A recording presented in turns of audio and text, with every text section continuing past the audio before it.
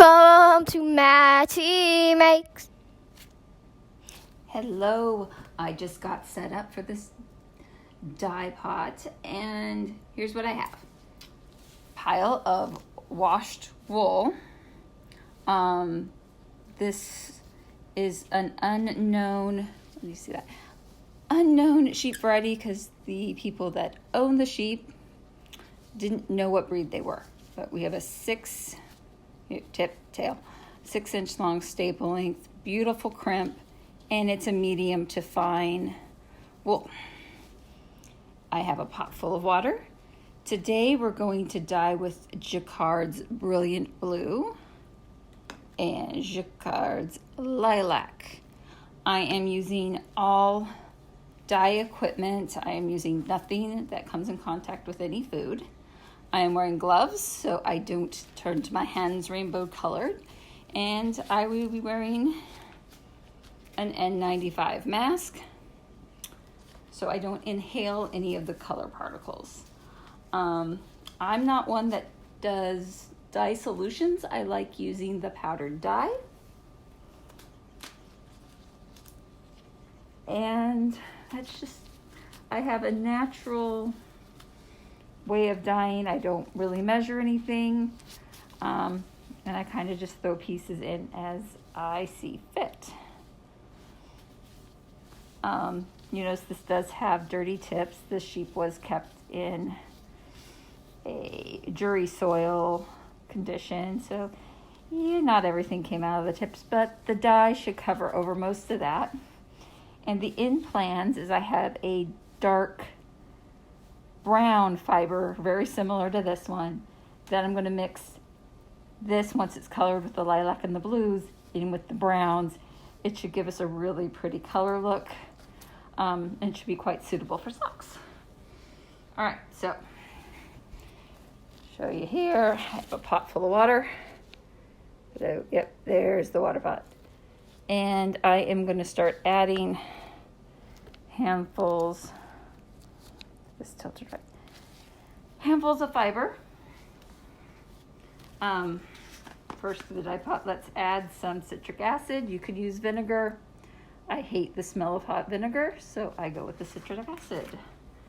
I just sprinkle a little bit in there, probably about a tablespoon.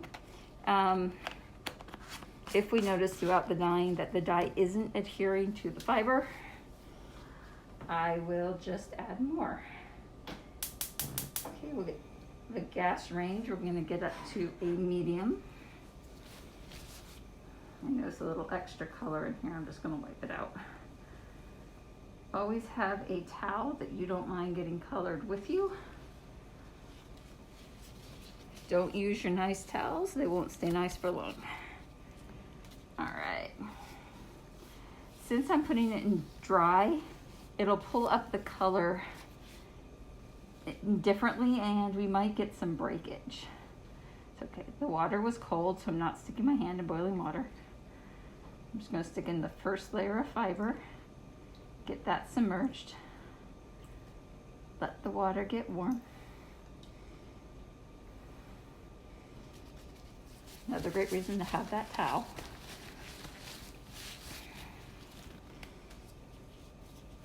And it's getting warm, but that's no reason I shouldn't be able to start dyeing.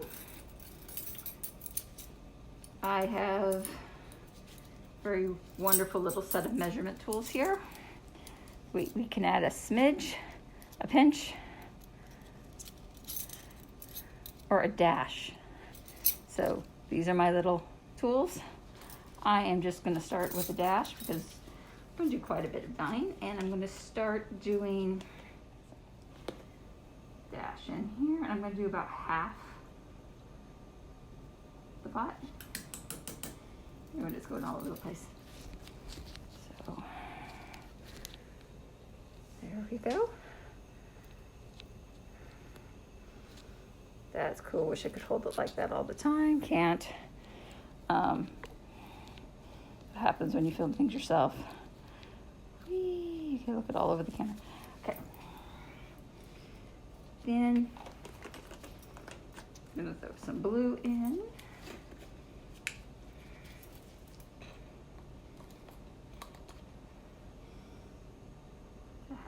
pot.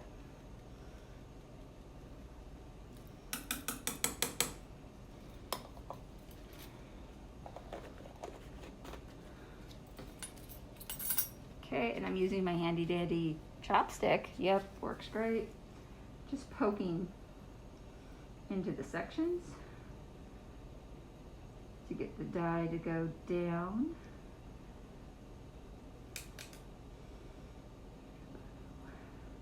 Ooh, that's a lot of blue. Oh, that's beautiful.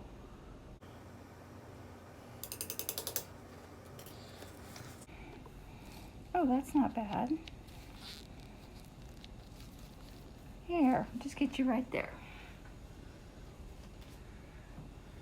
All right, so I'm just calling that layer 1. You don't want to agitate the fiber too much. You don't want it to felt.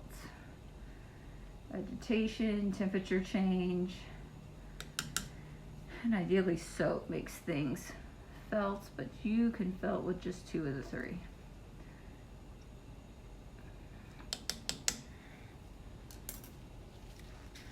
I'm just going to add a sprinkling more of the citric acid.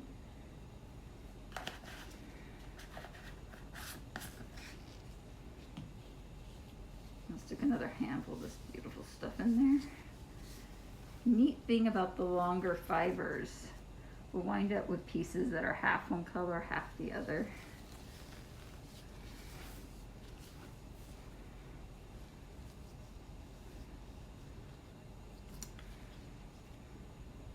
Ooh, what that dark bit is, let's get out of there. Nope, that's the dark bit. There's like a dark strand.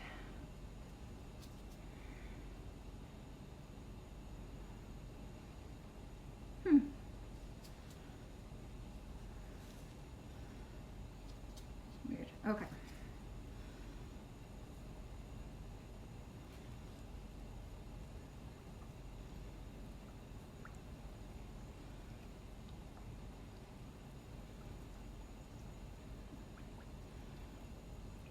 There we go.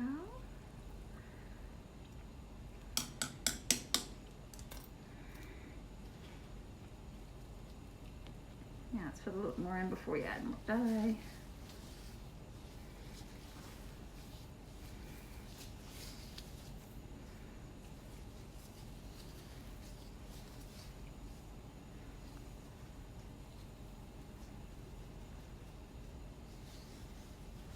I really like the effects I get when I dye in lock form.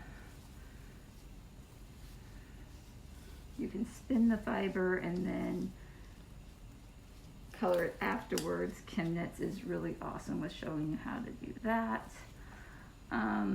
There's a lot of different ways to dye fiber.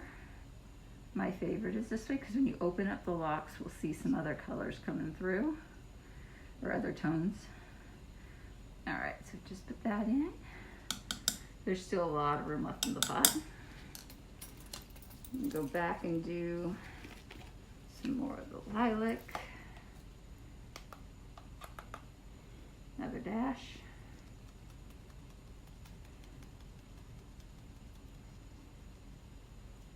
Okay, that was a big dash.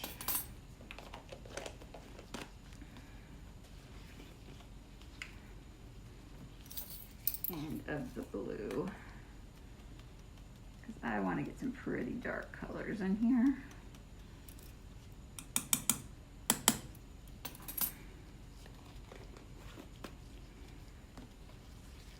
Okay, we're just gonna, ooh, there's a lot of dye right there. We'll just submerge all that.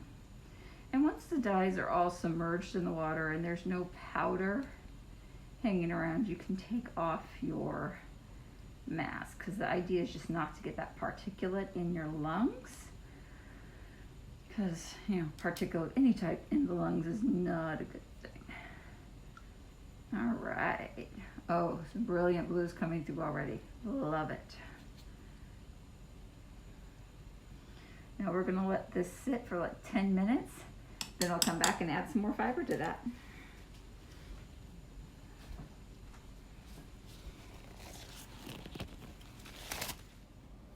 Hello and welcome back.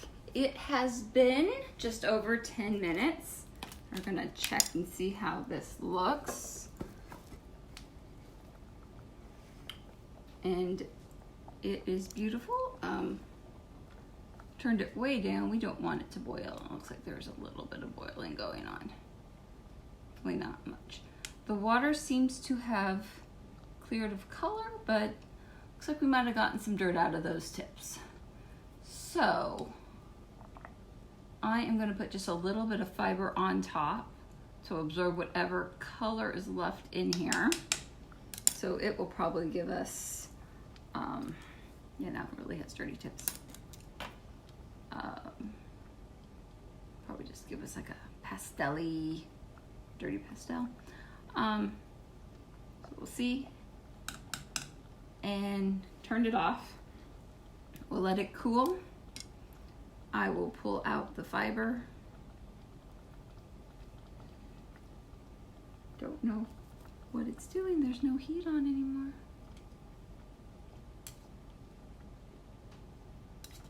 Does look really weird down there. Still some light. Oh, so beautiful colors. See that blue? That is beautiful. And that purple. Oh, it does seem to be pulling apart. Okay. Always worries me if it boils. We will have one motley thing. Oh yeah, I picked up some of the blues left around. Okay, cool.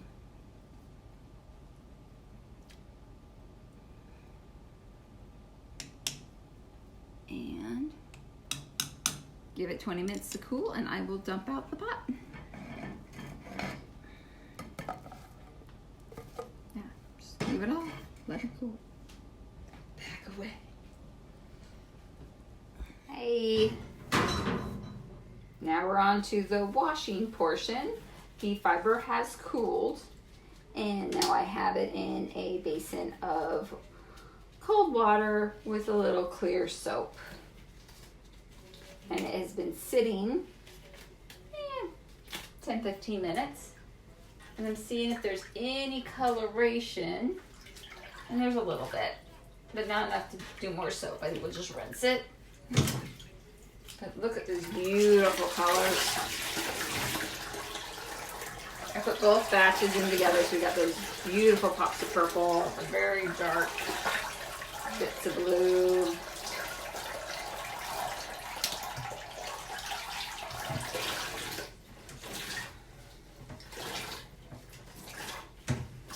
Okay, I'm gonna dump the basin. Sorry for the noise.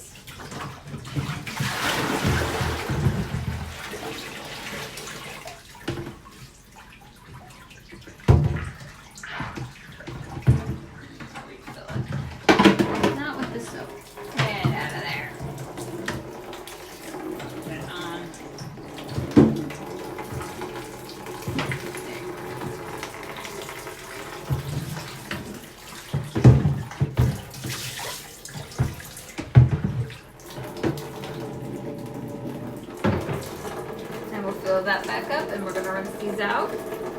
You notice it didn't felt at all. You can pull the fibers apart. See the soap in between them now. But the color is just gorgeous. Deep jewel tones of the blue. Very brilliant blue. And the purples, oh my goodness. Very deep dark purples. And the ends got really dark. So we'll just finish washing this up and we'll get it on the drying rack and it'll take a while to dry. And then we'll put it through the picker. Lift it all up to put it through the drip press.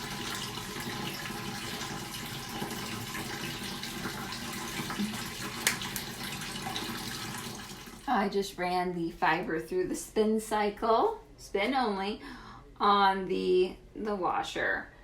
So it would air it out a little bit. You can run it through a salad spinner. You can just put it up dripping wet if you really want to, or use a towel. There's a lot of different things that work. But we'll get these out on here. It's not quite big enough for the job, but I'll be moving it throughout the day tomorrow. Right now it's getting quite late, so I'm gonna get these done. And that's it from our 2 washes. Here's that little bit that we put in to pick up the extra dye, and it definitely turned a lovely pale blue. Everything else is just so dark and vibrant.